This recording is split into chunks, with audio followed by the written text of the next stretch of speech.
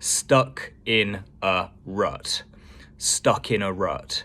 If you are stuck in a rut, it means that you're bored and you're in a situation that you're not that pleased with. For example, you might hear a conversation like this. So, how's it going with Miranda? It's all right. We're kind of stuck in a rut. We've been like this for years. It's not that great.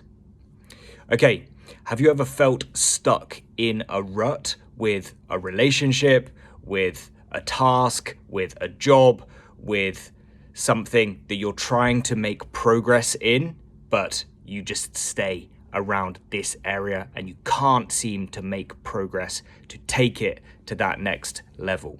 Let me know when you felt stuck in a rut in the comments below, and take it easy.